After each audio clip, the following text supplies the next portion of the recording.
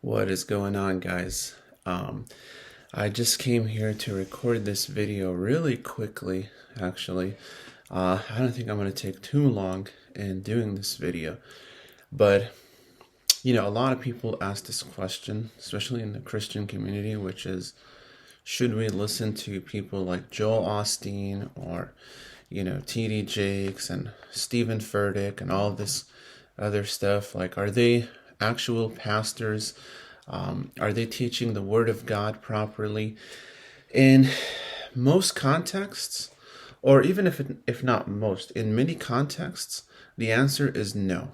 They are not biblical. Their teachings are not biblical.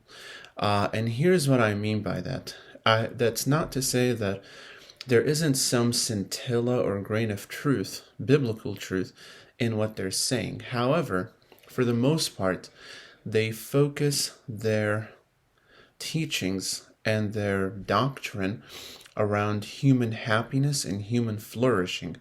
And while that is a good thing, right? So we should be aiming as a society, whether we're Christian or non-Christian, to maximize our collective well-being. That is not the main goal, right? And especially it's also these teachers aim for a personal well-being, which is like financial success, marital success, relationship success, academic success, etc., etc. So most of their messages center around positive thinking, right? So you have to think positively. Your mind determines your reality, and that actually is not supported by the scientific evidence. There is a certain truth to, if you have a positive outlook on life, that you are generally going to do better than somebody who has a more like negative outlook on life, right? But at the end of the day, we should not be so focused on either being positive or being negative. Although obviously it's always good to try to see the bright side of things, but there's sometimes where we have to, swallow the hard pill, the pills that are hard to swallow, to know the bitter truth. At the end of the day, you have to be realistic, right? But you should couple your realism with optimism, right? So if you're one of those people who considers yourself a more realistic kind of a person, which I certainly consider myself that way, you need to try to couple that with some optimism, not pessimism, because being a realist pessimist is not a good thing. It's very depressing.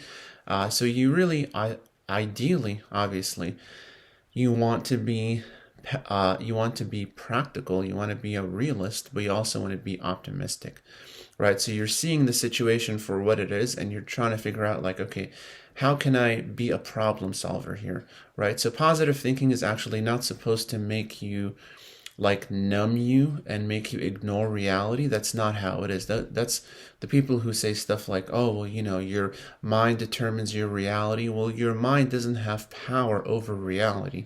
Your mind simply determines how you respond to reality. So if you're saying it in the sense where your mind determines your response, then yes, of course, that is true. But if you're saying that you can just wish positive things into the future, like a lot of these Tony Robbins and all these other people they have good intentions, obviously, but their teachings are not backed up by science for the most part, but they still have good things to offer. So this isn't to say that just because somebody's teaching isn't always the most scientific, and it's not even the most rigorous, it doesn't mean that you shouldn't listen to them, right? I actually encourage people to listen to as many people as possible and to compare and contrast and to see which person, whose style fits them best, right? Because we're not always going to like the same people all the time, and that's okay.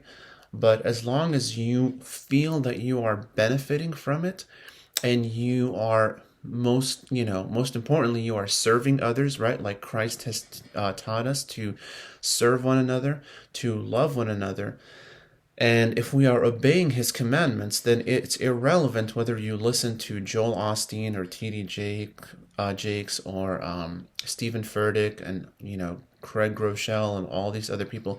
There's really nothing wrong with listening to those people. I don't like their false teachers. That's not what the Bible defines as a false teacher. The Bible is very specific about who is a false teacher. And those people, while they might be misguided, they are technically not false teachers, because a false teacher will say that, first and foremost, most importantly, that Jesus is not God and Jesus did not come in the flesh. And none of those people say something like that. There were certain occasions where, for example, Joel Osteen has dodged certain questions, but we can't necessarily claim that he denied Jesus' divinity. And even if he did, right? For example, like Billy Graham has done that before, where he says that Jesus is not the only way, but then he repented of that. You have to understand, guys, you cannot be so judgmental, because Matthew chapter 7, right, in verses 1 to 3, it says that, don't judge lest you be judged, because with the measure that you use, it will be measured against you. Don't worry about who's a false teacher unless it affects you personally, right? It is not your job as a Christian to go and expose them, because there are demons in your closet that would probably need to be exposed as well. So it's none of your business to go out there and to expose others. That's not your job. Your job is to, first of all, worry about yourself. Make sure that your relationship with God is on good terms, right? And then after that, you want to encourage others through your example to be more like Christ, because you're not the standard. I'm not the standard. Jesus is the standard. So that's all I have to say about that, guys. But there's nothing really wrong with listening to Joel Osteen. In fact, I have one of his books. I read it in Spanish. It's Thinking on Another Level, right? I think it's like the title of the book.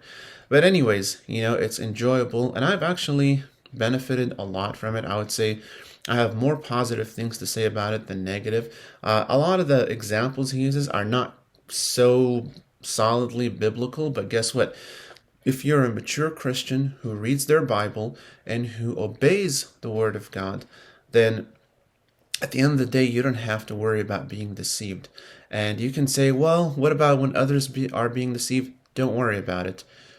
Worry about yourself, okay? You teach yourself the Bible, obey it. Then when you do that, then you will have the authority, in a sense, to teach others and to help them in their walk with God.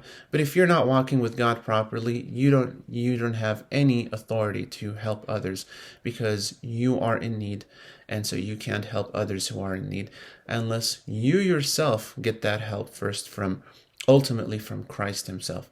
Thank you guys for listening to me, and I'll see you in the next video. Take care.